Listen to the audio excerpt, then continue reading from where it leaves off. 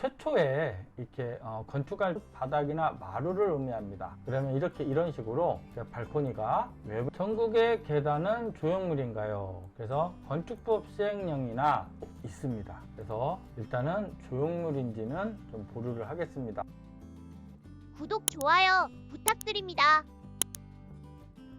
안녕하십니까, 공간훈련소의 공소장입니다. 혹시 들어보신 적 있으신가요? 천국의 계단 저작권 침해 소송 사건 말입니다. 개발자는 수억 원을 투자해 계단을 연구하고 1919년 저작권과 디자인 등록까지 마쳤다고 주장했습니다. 하지만 이후 전국 수많은 카페와 관광지에서 유사한 계단을 설치하면서 분쟁이 시작된 것입니다.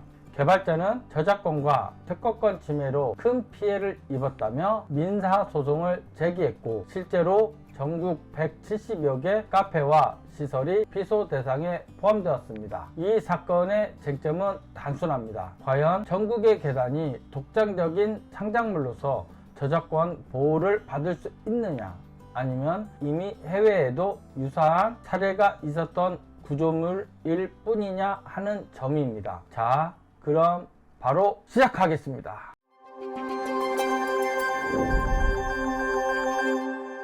천국의 계단의 건축법상 용도는 무엇인가요? 첫 번째, 천국의 계단은 건축물인가요? 두 번째, 천국의 계단은 노대인가요? 세 번째, 천국의 계단은 조형물인가요? 네 번째, 천국의 계단은 시설물인가요? 다섯 번째, 천국의 계단은 불법 건축물인가요? 여섯 번째, 저작권에는 문제가 없나요? 이렇게 6가지를 기준으로 오늘은 시작하겠습니다. 자, 천국의 계단은 건축물인가요? 자, 천국의 계단은 건축물인가요? 건축물이란 토지에 정착하는 공작물 중 지붕과 기둥 또는 벽이 있는 것과 이에 딸린 시설물로 정의하고 있습니다. 그러면 이렇게 옥상에 이렇게 천국의 계단을 설치한 사진이고요. 건축물에는 기둥, 벽, 지붕으로 딸린 시설물로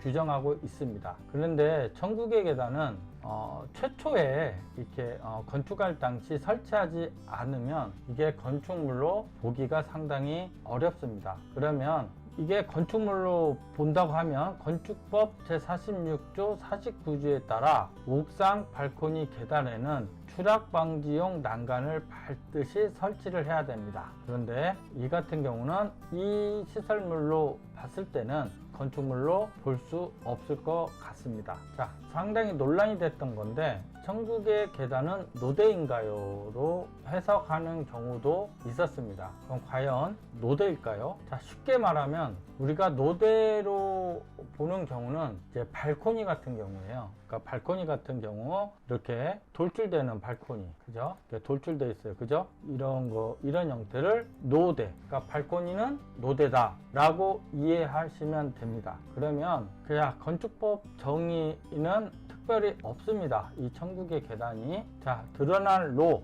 대대로, 밖으로 드러난 바닥과 마루로 정의하고 있고요. 건축물의 노대는 건물 외벽 바깥쪽으로 튀어나온 바닥이나 마루를 의미합니다. 그러면 이런 식으로 발코니가 외벽에서 이렇게 돌출된 형식을 노대라고 부르기 때문에 실질적으로는 이거는 옥상 안에 있기 때문에 노대 형식으로 볼 수는 없습니다. 그리고 쉽게 구분할 수 있는 거는 발코니는 노대다 라고 이해하시면 되겠습니다. 그래서 천국의 계단은 역시 노대가 아닙니다. 자, 그러면 천국의 계단은 조형물인가요? 그래서 천국의 계단이 조형물인가 한번 알아보겠습니다. 자, 천국의 계단은 조형물인가요? 그래서 건축법 시행령이나 5개 광고물법 등에서 조형물은 건축물에 부속되지 않고 독립적으로 설치된 미적 구조물이다 라고 정의하고 있고요. 기능적 사용이 크면 공작물로 분류할 수가 있지만 미적 장식적 성격이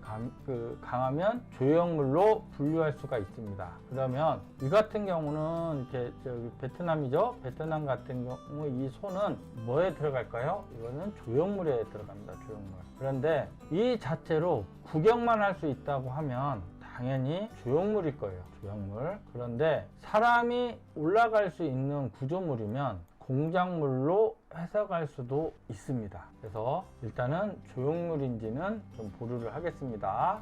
네 번째, 천국의 계단은 공작물인가요? 라고 이제 정의하고 있는데요. 천국의 계단은 공작물인가요? 건축법 시행령 제18조, 건축법 제83조 1항에 따라 공작물로 축조를 해야 됩니다. 이제 이럴 경우는 이제 공작물로 보는지 한번 해석을 해볼게요. 여기 있죠. 기능적 사용이 크면 공작물로 분류를 하고 미적, 장식적 성격하면 조형물로 분류를 하는데, 자, 이거를 공작물로 봤을 경우는 어떻게 해석을 하냐. 자, 신고 대상인 공작물 주요 항목에 이렇게 쭉 종류가 있는데 여기에 보면 장식탑이라고 있어요. 장식탑.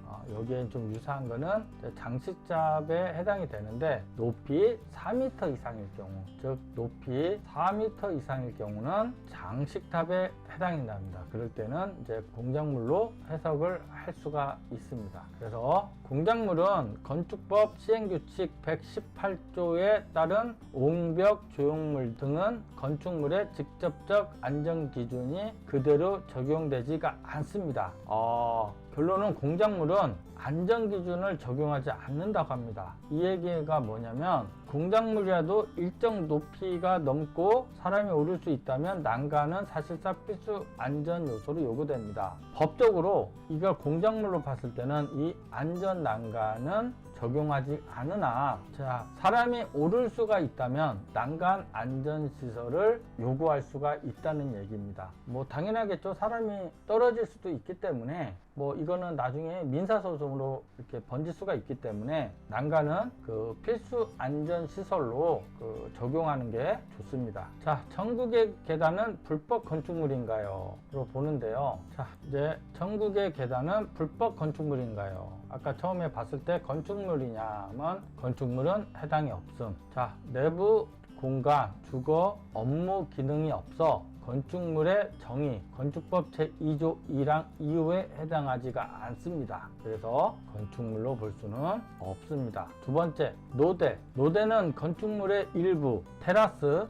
발코니 등에 해당하므로 독립구조물인 천국의 계단은 해당되지가 않습니다. 그래서 노대는 해당되지 않습니다. 조형물, 예술적, 장식적 조형물로 한정되는 경우에는 해당되나, 천국의 계단은 사람이 실제로 오르는 구조물이므로 일반 조형물로 보기가 어렵습니다. 그래서 조형물에 해당이 안 됩니다. 그러면 다음 공작물입니다. 건축법 시행규칙 제18조, 다만 높이 기준 4m 이하인 경우는 신고 대상이 아닙니다. 난간 설치는 법적 필수 규정이 아닙니다. 안전 확보 차원에서 권장 가능하고요. 공작물로 해석할 수 있습니다. 단 3m 이 높이가 4m 이하일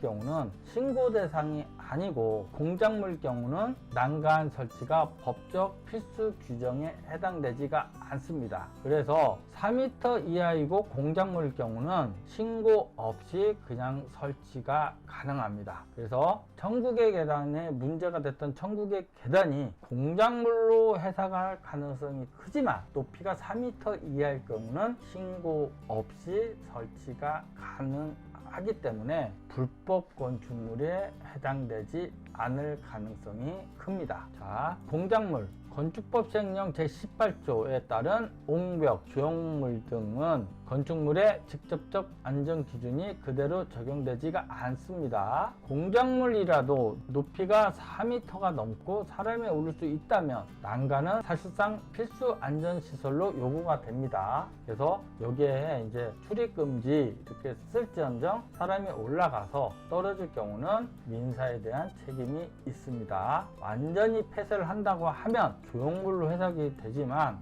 이 사람이 오르내릴 수 있는 구조일 경우는 공작물에 해당이 됩니다. 자, 그럼 저작권에는 문제가 없나요? 가장 중요한 거는 뭐 저작권이죠. 저작권이니까 이거 한번 살펴보겠습니다. 자, 천국의 계단 민사소송 당했습니다. 한때 좀 이렇게 좀 논란이 된 적 있었는데요. 전국의 계단 저작권 특허 분쟁을 한번 정리를 해보겠습니다. 개발자 A씨는 2010년부터 7억 원을 투입해 연구 개발을 했습니다. 1919년 7월 저작권 등록을 했고 10월 디자인 등록 완료가 됐습니다. 청주시의 포토존 계단, 즉 전국의 계단을 설치를 했고요. 유명사를 타다 보니까 이후에 전국 카페, 호텔, 공원 등 170여 곳에서 유사 조형물을 무단 설치하게 됩니다. 지난 5년간 10억 원의 피해를 발생을 했다고 A씨는 주장을 하고요. 일부 불법 건축물 고발은 2020년 무혐의 처리가 됐지만 2024년 9월부터 저작권 침해에 대해 내용 증명 발송 민사소송을 진행 중에 있습니다. 주장 요제는 창작성이 인정된 저작물로 저작권 특허 보호 대상이며 무단 모방은 권리 침해라고 주장을 하고 있습니다. 그래서 이렇게 주장을 했고요. 예를 들어서 이제 이거 울산에 있는 카페의 이뎀 건축사 사무소에서 이제 설계를 했는데 이제 유사하게 누가 봐도 다 유사하잖아요. 유사해서 재판부에서 승소하고 이 건축물을 철거한 사례가 있었습니다. 그래서 이 같은 이제 주장으로 인해서 이제 민사소송을 제기를 했는데요. 자, 그러면 저작권 등록은 권리 추정과 거래 안전을 돕기 위한 공시 제도일 뿐입니다. 산업재산권, 특허, 디자인, 상표 등록과는 달리 저작권 등록은 권리의 발생 여부를 결정하지 않습니다. 즉, 저작권은 창작과 동시에 발생하며 등록은 분쟁 시 권리를 입증하거나 거래를 원활히 하기 위한 보조적 수단입니다. 그래서 저작권 등록 일자를 보면 6월 3일 창작, 공포 6월 12일, 등록 일자 7월 13일로 되어 있습니다. 그래서 이런 그 디자인으로 저작권 등록을 한 경우이고요. A씨가 최초에 개발한 사람인지 해외에 유사 사례가 없는지 한번 살펴보겠습니다. 자, 2013년도 호주에 천국의 계단이 설치가 되어 있네요. 설치가 되어 있고, 자, 여기 베트남에 또 2018년도에 이렇게 설치가 되어 있습니다. 그 다음에 이 디자인 영감들은 전부 다 트루먼쇼 천국의 계단에서 응용을 해서 만들어진 겁니다. 즉, 이전부터 해외에서는 유사한 디자인으로 이미 설치되고 있었습니다. 자, 그 호주 해안가에 설치된 천국의 계단인데요. 이제 실제로 이렇게 설치가 돼 있고, 여기에 이제